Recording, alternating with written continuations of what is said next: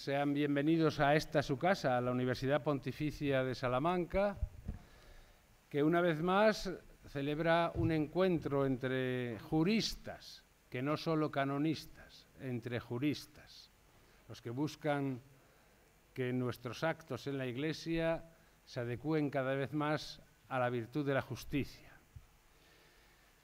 En esta ocasión celebramos este simposium como homenaje a un grande, a uno de nuestros grandes profesores que llega a la edad de la jubilación, a ese descanso merecido después de tantos y tantos años de trabajo, a don Federico Aznar.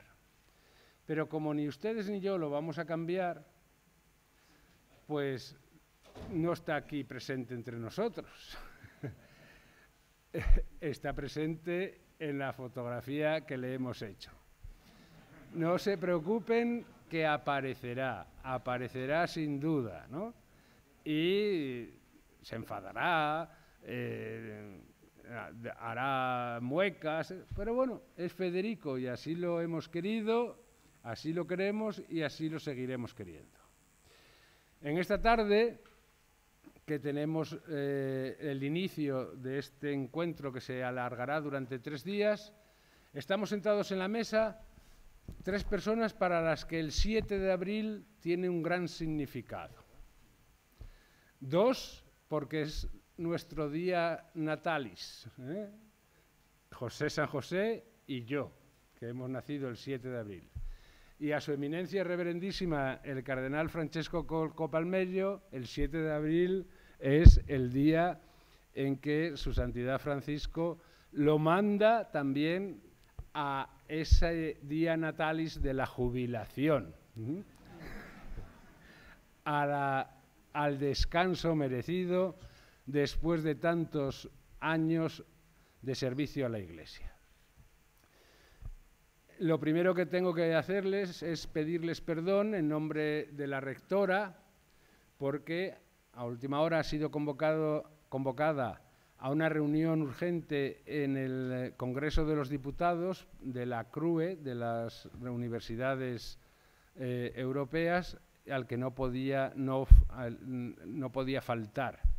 Y, por tanto, hay un cambio en el orden del día que todos ustedes tienen en sus carpetas. En el lugar de la rectora seré yo el que pronuncie la disertación y ella pasa a mañana a primera hora. Pero sin más prolegómenos, comenzamos en esta sesión. Y yo invitaría, como hijos de la Iglesia que somos, fervientes creyentes, a su eminencia, a que inicie el encuentro con una oración.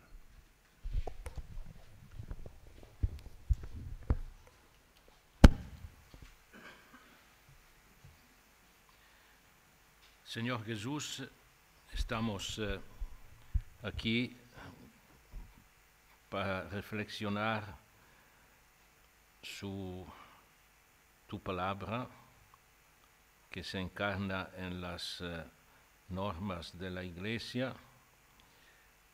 Te pedimos que nos llene de tu Espíritu Santo, que nos permita de entender rectamente tu pensamiento, tu voluntad, para que podamos ser en la Iglesia servidores fieles.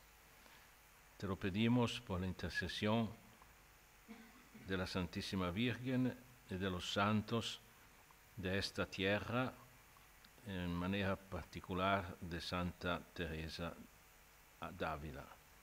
Amén. Amén. Todos ustedes conocen a su eminencia, el cardenal Francesco Copalmello. Pero conviene repetir una vez más su currículum, ¿no? Nace en el Milanese, en San Giuliano, en 1938.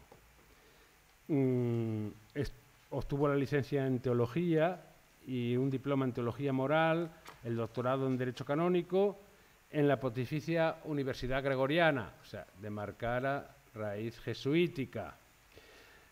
Doctorado también en Jurisprudencia por la Universidad Católica del Sagrado Corazón de Milán y después frecuentó los estudios en el Tribunal de la Archidiócesis de Milán y profesor de Derecho Canónico. El 8 de abril de 1993, el Papa Juan Pablo II lo nombró obispo auxiliar de Milán en la diócesis titular de Coeliana y fue ordenado obispo el 22 de mayo de ese año. Desde el año 2000 es miembro del Tribunal Supremo de la Asignatura Apostólica y durante este tiempo es miembro de muchos dicasterios de la Curia Romana. El 15 de febrero de 2007 fue elevado a la categoría de arzobispo en la misma sede y fue designado presidente del Pontificio Consejo para los Textos Legislativos. Miembro de muchas congregaciones, como ya he dicho, y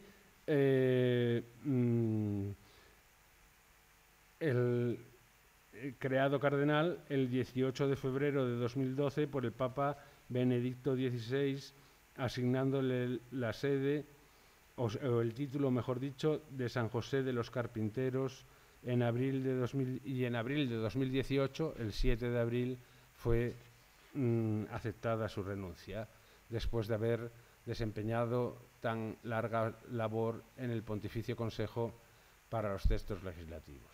Su ponencia se va a dividir en dos partes, una breve en la que nos va a iluminar y a ilustrar sobre los principios que han inspirado todas las reformas del Papa Francisco en estos años de pontificado, y en una segunda parte, mucho más curada, la propuesta personal de reforma del libro sexto del Código de Derecho Canónico, la reforma del libro de las penas y los delitos en la Iglesia. Propuesta personal que ya ha sido discutida incluso en el Pontificio Consejo de los Textos Legislativos. Nada más, aprovechen esta ocasión, la palabra a su eminencia. Muchísimas gracias al padre Matamoro, que es un amigo de mucho tiempo. Agradezco muchísimo esta invitación a este congreso, también en homenaje del profesor Arnaz, también amigo. Podemos titular mi intervención, saludo, El Papa Francisco Legislador, una introducción. Si se piensa a la figura y a la obra del Papa Francisco en estos primeros 5 años de pontificado, su función de legislador de la Iglesia Universal no es el primer pensamiento que viene a la mente. Papa Francisco legislador, no es el primer pensamiento. Sin embargo, si observamos un poco más de cerca, nos damos cuenta de que el pontífice ya ha legislado bastante y en diversos campos. En una panorámica introductoria, como es la mía, ciertamente no resulta posible presentar y analizar todos los actos legislativos realizados desde el marzo de 2013 hasta hoy, pero al menos sí podemos poner nuestra atención en los ámbitos legislativos más importantes. Ante todo, podemos separar la actividad legislativa del Papa Francisco por áreas. Ha dado disposiciones normativas sobre el gobierno central de la Iglesia, sobre la curia romana y sobre el estado de la Ciudad del Vaticano, en el campo de la protección de los menores, en el de los procesos matrimoniales y en el de los estudios eclesiásticos. Veamos primero sobre el gobierno central de la Iglesia. Ya al inicio de su pontificado, el Papa Francisco anunció la constitución de un Consejo de Cardinales, cito, con la función de ayudarlo en el gobierno de la Iglesia Universal y de estudiar un proyecto de revisión de la Constitución Apostólica Pastor Bonus sobre la curia romana. Este consejo, llamado C9, de hecho es un nombre no oficial, es un nombre popular. De hecho, fue constituido con el quirógrafo tra i suggerimenti de 28 de septiembre de 2013 y ya ha tenido 26 reuniones de 3 días cada una. No son pocas. Con la institución de ese consejo de los cardinales, el Papa Francisco muestra su voluntad de oír a los hermanos en el episcopado, garantizando, por medio de la composición del grupo, que las voces de todos los continentes estén representadas. La misma dirección se descubre en el más reciente de los actos legislativos, la Constitución Apostólica Episcopalis Communio de 15 de septiembre de 2018 sobre el Sínodo de los Obispos.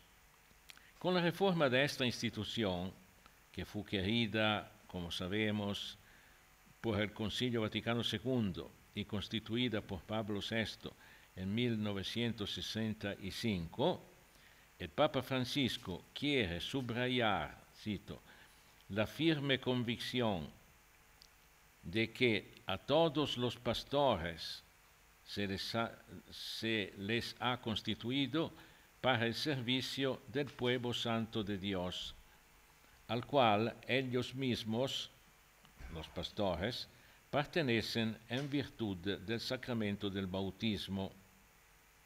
Esto dice el prefacio del documento. Y prosigue, también el sínodo de los obispos ha de convertirse cada vez más en un instrumento privilegiado para oír al pueblo de Dios.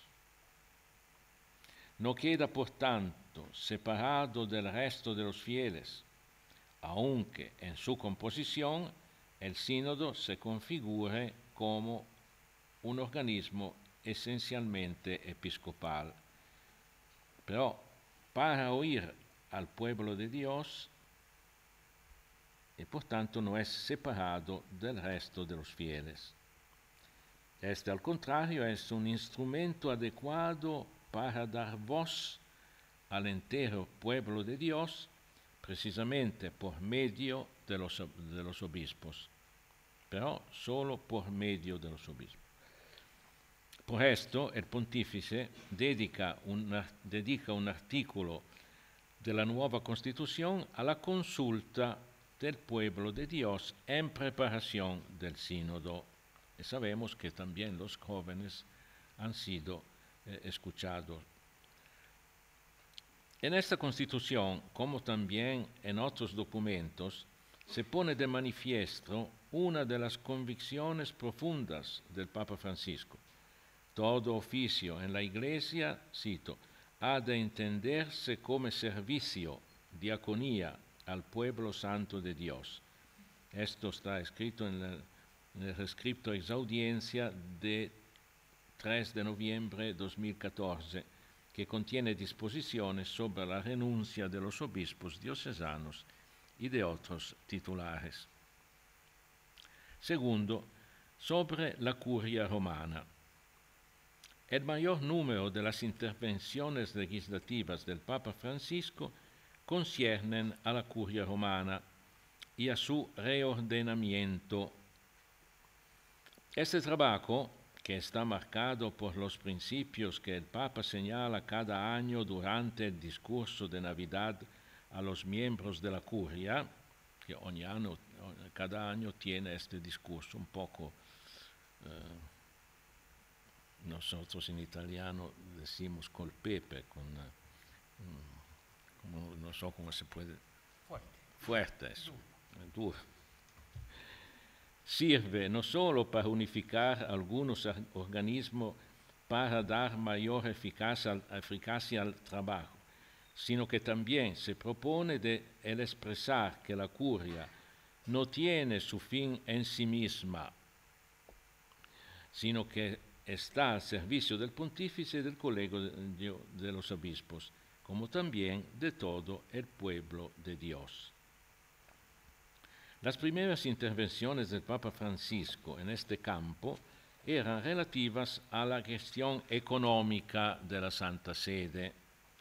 Con el motu proprio Fidelis Dispensator et Prudens de 24 de febrero 2014, el Papa instituyó nuevas estructuras económicas, el Consejo para la Economía, la Secretaría para la Economía, el oficio del revisor general para permitir, son palabras del motu propio, tutelar y gestionar con atención los propios bienes, a la luz de su misión de evangelización y ello con particular solicitud hacia los necesitados. Seguidamente, con 3 motu proprio distintos, el pontífice ha promulgado el 22 de febrero de 2015 los estatutos de estos 3 organismos para reordinar después la materia con el motu proprio y beni temporali de 4 de julio de 2016. Siempre en el ámbito de la curia romana, siguen después algunas intervenciones para agrupar algunos organismos de la misma.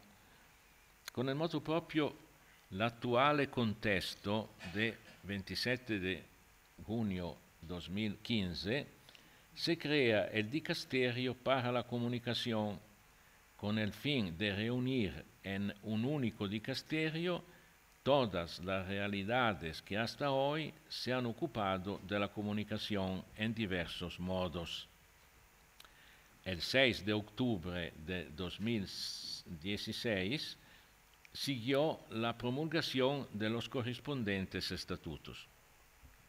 Con el motu proprio Sedulo Mater de 15 de agosto del 2016, viene constituido el Dicasterio para los laicos, la familia y la vida, al que le son atribuidas competencias y funciones pertenecientes hasta ahora al Pontificio Consejo para los laicos y al Pontificio Consejo para la familia. 2 días después, el 17 de agosto, el pontífice instituye con el motu proprio Humanam Progressionem el Dicasterio para el Servicio al Desarrollo Humano Integral, en el que confluyen las competencias de los siguientes actuales Pontificios Consejo: el Pontificio Consejo para la Justicia y para la Paz, el Pontificio Consejo Cor Unum, el Pontificio Consejo para la Pastoral para los Migrantes e Itinerantes y el Pontificio Consejo de la Pastoral para los Operadores Sanitarios. Siguió en un momento posterior para cada uno de estos nuevos dicasterios la promulgación de sus estatutos. Estas reformas de la curia romana no solo tienen como fin la creación de sinergias en el trabajo de los dicasterios, sino que buscan también adecuar el trabajo de la curia a los desafíos de los tiempos actuales con su rápida evolución. Se espera que estas reformas converjan pronto, esperamos pronto, en una nueva constitución apostólica sobre la curia romana, la cual sin duda subrayará también el carácter sinodal del trabajo, como así lo desea el Papa, para toda la Iglesia. Tercero, en el ámbito del Estado de la Ciudad del Vaticano. Al inicio de su pontificado, el Papa Francisco promulga dos motu proprio que atañen al Estado de la Ciudad del Vaticano.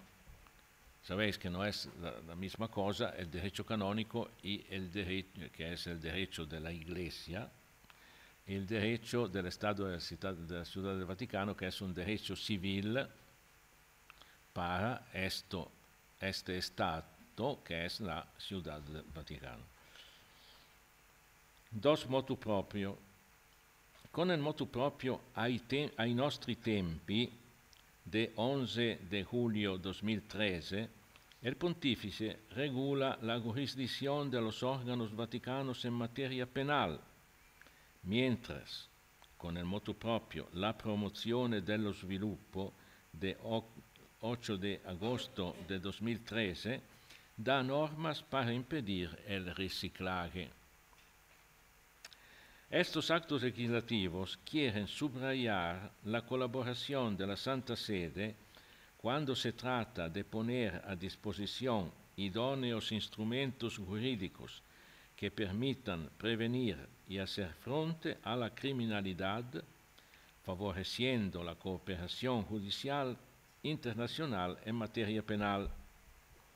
Y asimismo demostrar que la Santa Sede, en conformidad con su naturaleza y misión, participa con los esfuerzos de la comunidad internacional dirigidos a la protección y a la promoción de la integridad, estabilidad y transparencia de los sectores económicos y financieros y al prevenir y oponerse a la actividad criminal. Cuarto, la protección de los menores.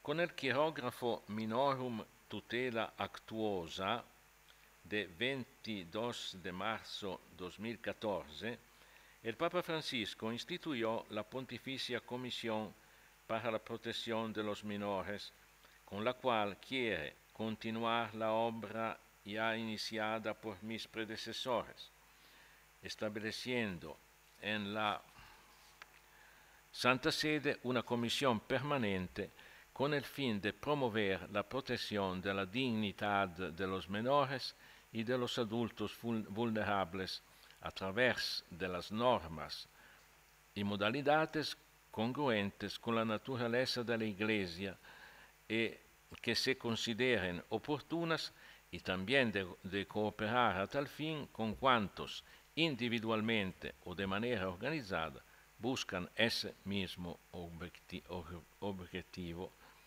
El 21 de abril de 2015 se promulgaron los estatutos. Esta comisión, junto a otras iniciativas, es un signo de que el Papa Francisco se toma en serio la protección de los menores, que se ven amenazados y no solo a causa de los abusos que han tenido lugar, también en el ámbito de la Iglesia. Y, en fin, el proceso matrimonial. Con los dos motus propio, Mitis Iudex Dominus Iesus y Mitis et Misericors Iesus, de 15 de agosto de 2015, el Papa Francisco ha reformado el proceso canónico para la declaración de la nulidad del matrimonio, simplificando los procedimientos e introduciendo el proceso más breve en el que el obispo es juez de determinadas causas. Esta reforma, como ha subrayado el pontífice, se inserta en la esfera de la conversión de las estructuras eclesiales, deseada por la exhortación apostólica Evangelii Gaudium, y quiere garantizar la cercanía de la Iglesia también en el terreno del proceso matrimonial. Esta introducción no ha revisionado todos los documentos, mas solo ha entendido indicar las áreas en las cuales el Papa Francisco ha hecho su trabajo de legislador. Otros documentos pertenecen a estas áreas, son otras intervenciones. Cuanto dicho hasta aquí no puede ni quiere ser más que una simple introducción a los trabajos de ese simposio. Mucho queda por añadir y profundizar. Siento la necesidad de subrayar que para el Papa Francisco el derecho no es un peso, sino un instrumento válido para guiar a la Iglesia hasta la conversión misionera que él desea. A este punto yo tendría que hablar lungamente del derecho penal y en manera particular de mis proposiciones en esta reforma. Lo hago muy simplemente por puntos, por principios. Ante todo, el Pontificio Consejo para los textos legislativos ha trabajado mucho en esta reforma. Son 10 años que tenemos esta tarea, esta pasión. Hemos hecho 2 esquemas de reforma. El primero, esquema primum, el segundo, esquema secundum. Son en latín, porque el latín es la lengua oficial de la Iglesia, pero no somos todavía contentos de esta reforma. Tenemos que hacer, a mi juicio, un tercer esquema, algo más. Sobre esto tercer esquema, sobre esto algo más, tengo que decir algo en este congreso. Simplemente los principios, los puntos principales, las líneas guías de estas intuiciones. Son estos cánones que son objeto de esta ulterior reforma. Son el canon 1312, el segundo del libro sexto, y los cánones 1331 hasta 38. El primer canon, 1312, tiene que ser reformado profundamente, en el sentido que tiene que ser amplificado.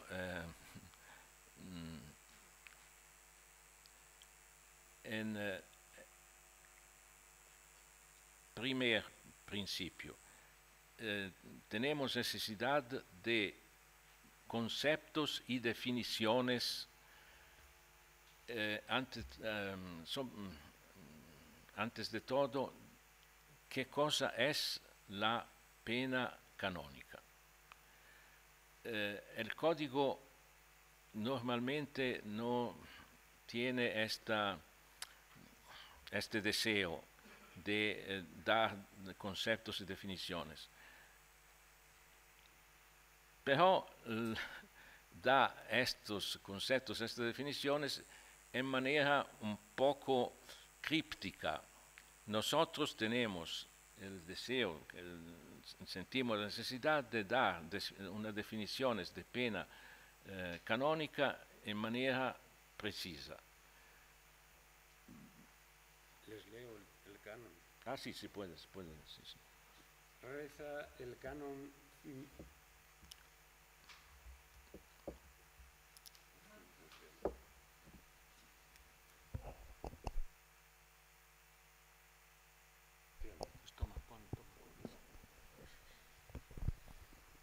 Dice el canon 1312. Las sanciones penales en la Iglesia son: 1.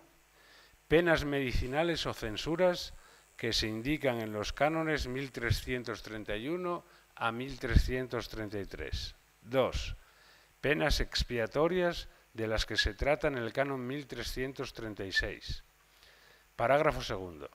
La ley puede establecer otras penas expiatorias que priven a un fiel de algún bien espiritual o temporal y estén en conformidad con el fin sobrenatural de la Iglesia. Parágrafo tercero. Se emplean además remedios penales y penitencias, aquellos sobre todo para prevenir los delitos, estas más bien para aplicarlas en lugar de una pena o para aumentarla. No es difícil hacer una definición de pena canónica en sentido general. Por ejemplo, lo que Padre Matamoros ha leído del número segundo que tiene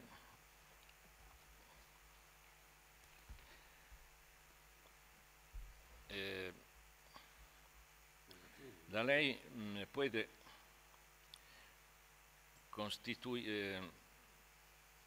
establecer otras penas expiatorias que priven a un fiel de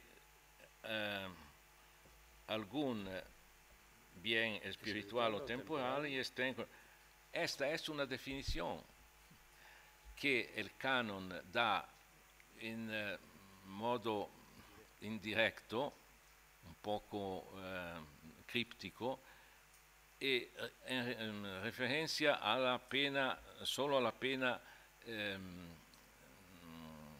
expiatoria, pero es una definición de toda pena canónica, en sentido de es una privación de un bien espiritual o temporal, podemos decir, es la privación de un derecho para un fin medicinal y un fin expiatorio. Pero no es difícil dar una definición y tenemos necesidad de una definición simple que ya tenemos en los textos, sea del código actual, sea del código anterior.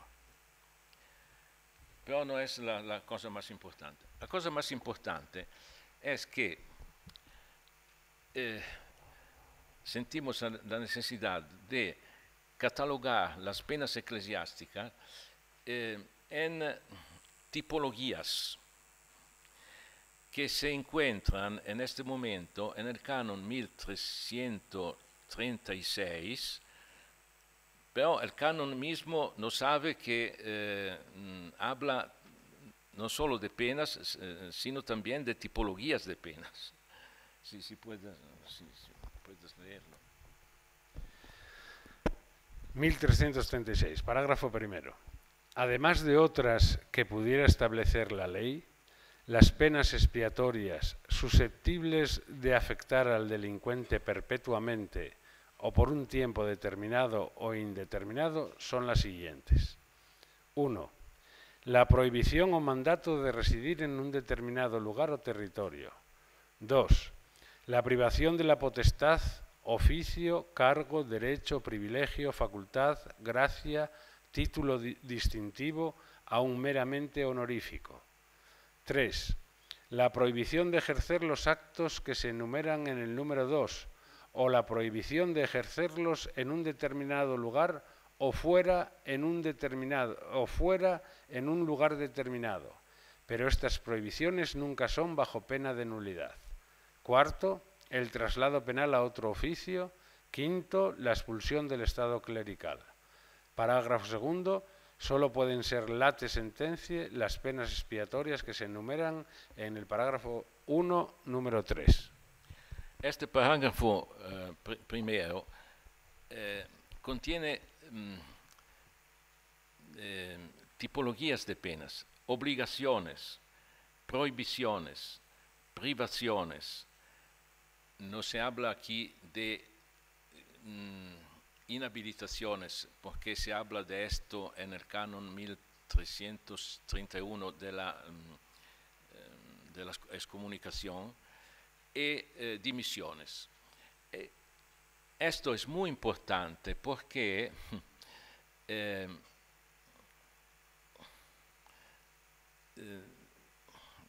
podemos ver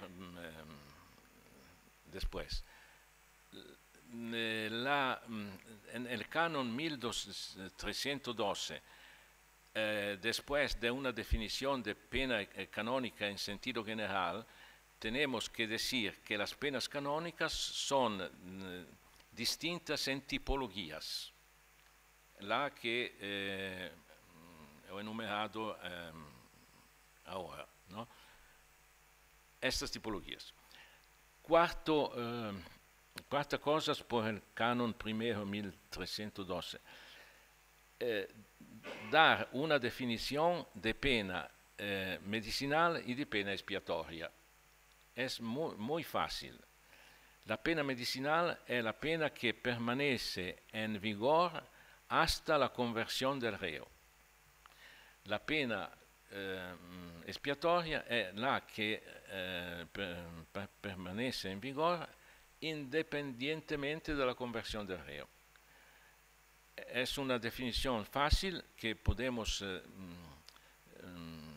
encontrar ya en los textos del código actual y precedente, y es muy utilísima, importantísima. Cuarta, tenemos que ponerla en este canon. Cuarta cosa, ya no podemos, es probablemente la cosa más importante, no podemos ya decir ciertas penas canónicas son solo medicinales y ciertas penas canónicas son solo expiatorias. Las solo medicinales son la excomunicación, el interdicto y la suspensión. Las otras son expiatorias. Las primeras permanecen en vigor hasta la conversión del reo, las segundas independientemente de la conversión del reo. No es así. Porque si leemos la primera pena del canon 1336 que hemos leído, la obligación de permanecer en un cierto lugar,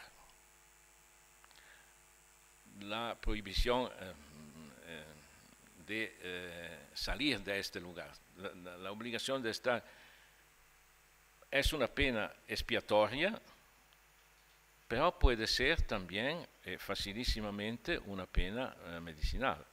La praxis actual es los obispos muchísimas veces infligen esta pena como medicinal. Tú tienes la obligación de permanecer en este lugar hasta tu conversión, hasta tu amelioración, ¿no?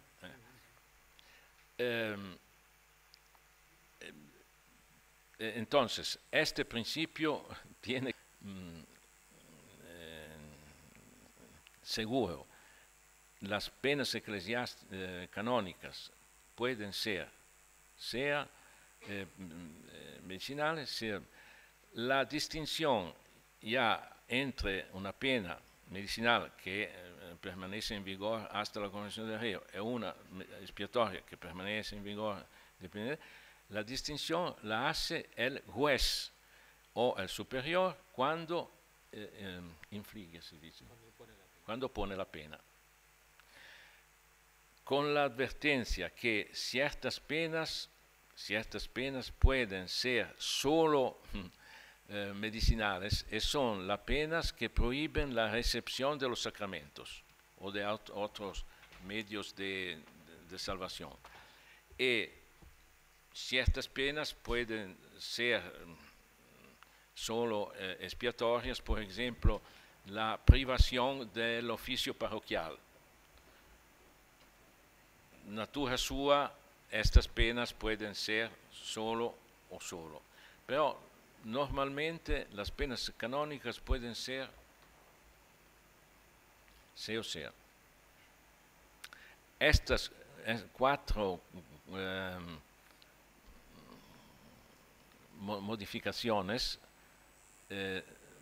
son a nuestro juicio necesarias. Después, si vemos los cánones 1331 hasta 38, sobre todo los cánones sobre la suspensión y sobre el interdicto necesitan de una profunda revisión. La suspensión significa 3 prohibiciones.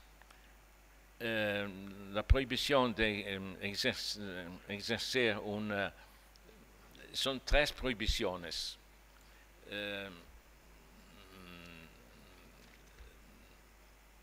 Prohibiciones de ejercer la potestad del orden, la potestad de jurisdicción, un oficio o un munus. No se puede entender esta reunión de 3 prohibiciones en una única pena que se llama la suspensión. Tenemos que dividir las prohibiciones y no he dicho una cosa importante antes, la digo ahora. El canon 1336 que hemos leído tiene que hacerse un canon nuevo. En este canon todas las penas canónicas son recensidas y divididas en tipologías. Por ejemplo, la tipología de la prohibición de recibir los sacramentos, prohibición de celebrar la Eucaristía, prohibición de celebrar los sacramentos, prohibición de hacer el oficio de lector en la misa, etcétera, etcétera. Estas 3 prohibiciones que ahora compendian la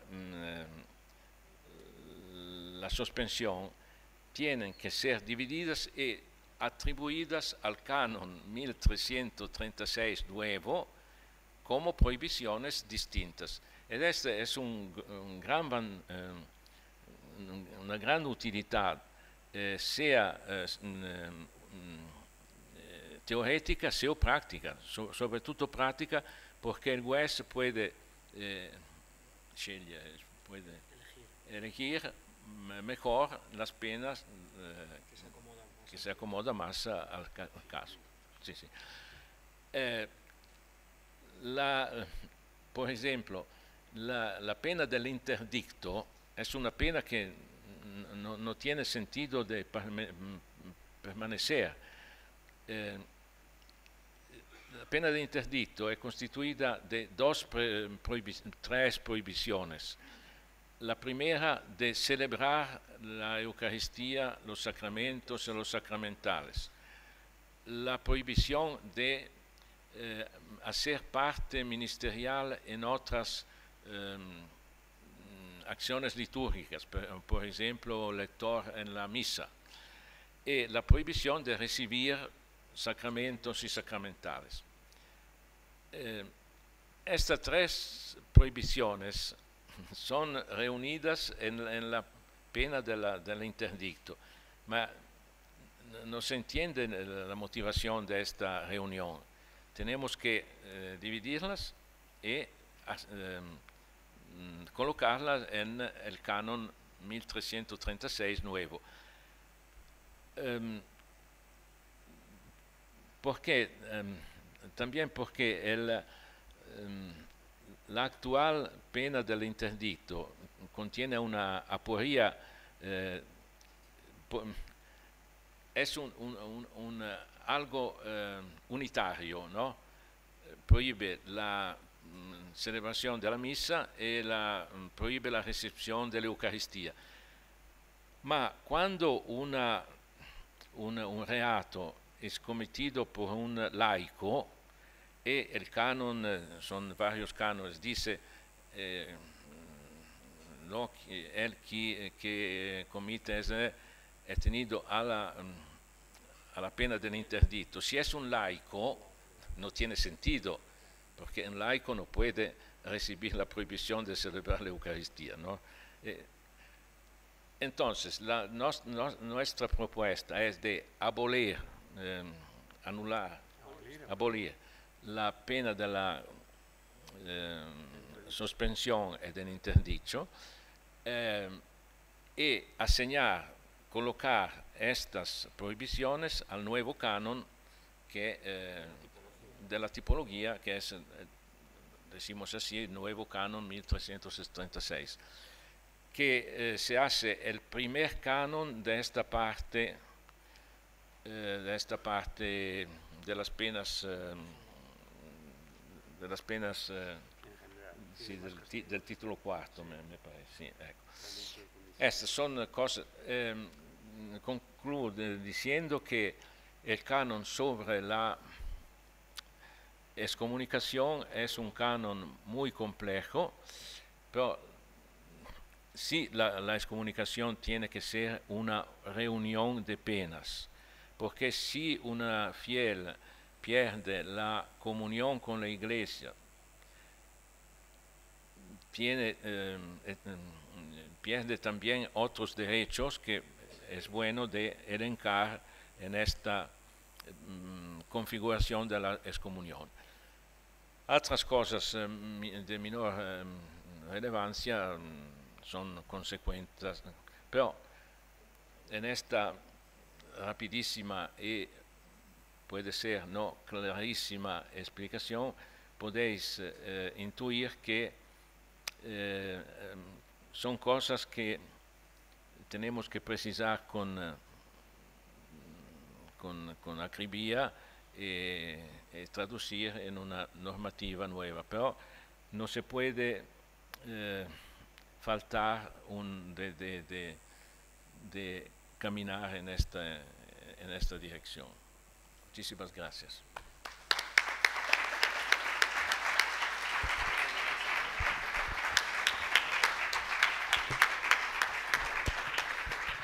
Agradecemos al cardenal que nos haya expuesto con esa claridad tanto las líneas que han marcado y siguen marcando las reformas legislativas del Santo Padre Francisco, así como esa reforma del derecho penal de la Iglesia que se reclama desde tantas situaciones y de tantas instancias. ¿Alguna pregunta al cardenal? 5 minutos de preguntas.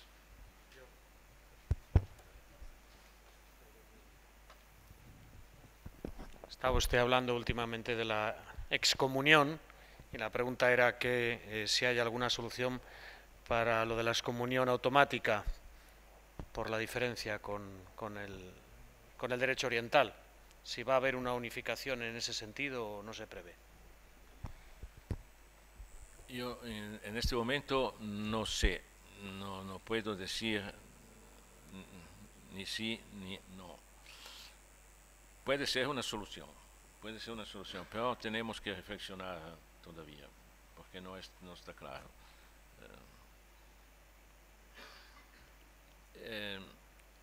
el actual interdicho puede ser una excomunicación menor, pero para mí no es necesario que permanezca en vigor este tipo de pena. Podemos reflexionar.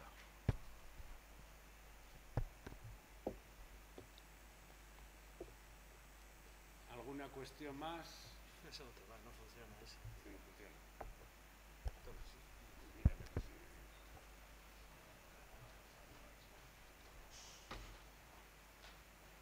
Si tiene buena voz.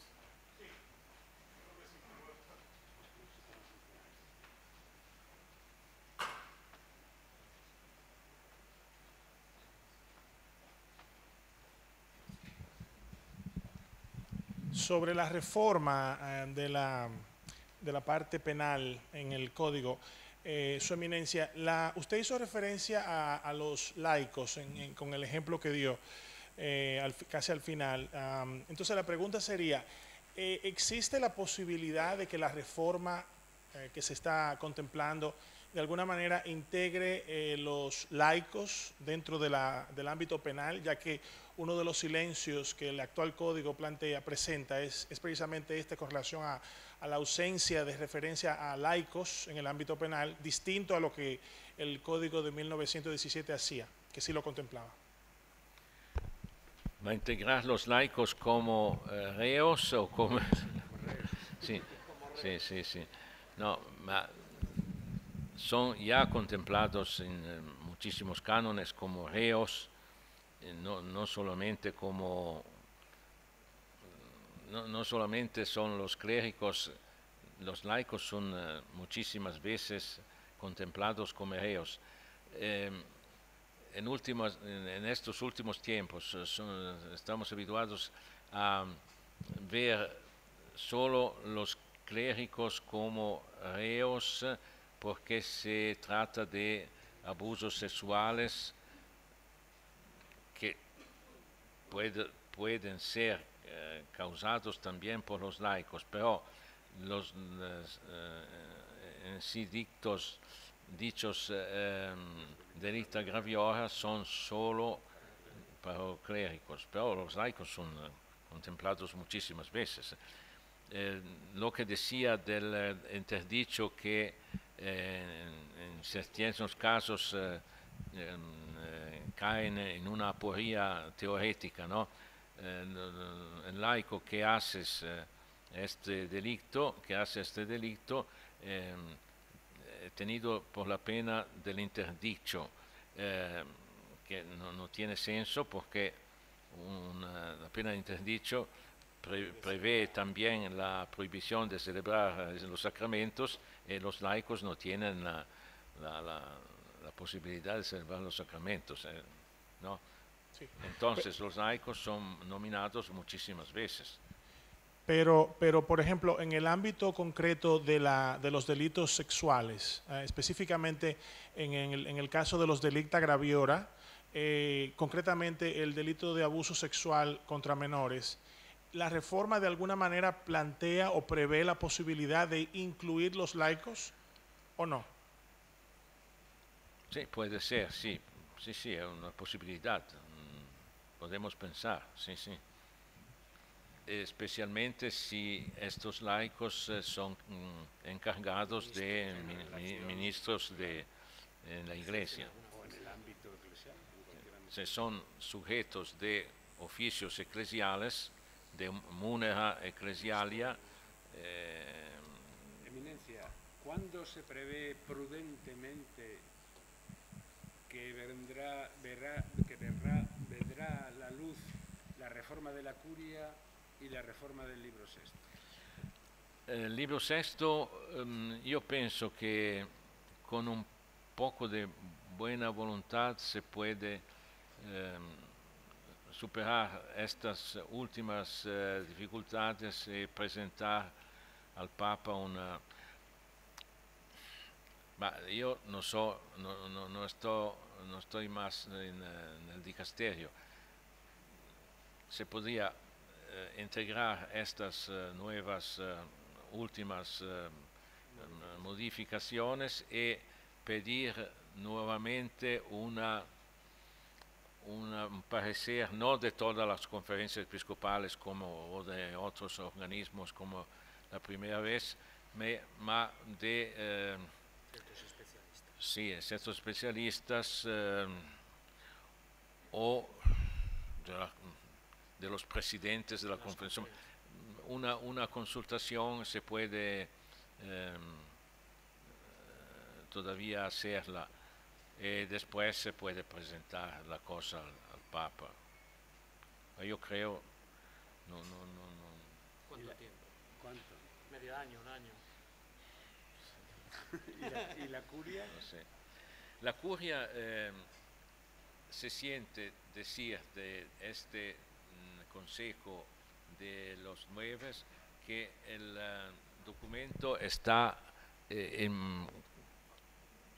no digo quasi parado, pero muy cerca de la conclusión. Se siente, pero yo no puedo. Sí, de hecho la última noticia es que estaban revisándolo los canonistas. Lo había pasado el Papa a la revisión de los canonistas. Esa es la última novedad, la última noticia. Bueno, no sabíamos que el milanese se parece a nuestra Galicia en cuanto a las respuestas. Bueno, agradecemos a su eminencia la apertura de este simposium. Siempre es un placer tenerlo entre nosotros porque siempre nos ilumina con su experiencia y su sabiduría. Muchas gracias, eminencia.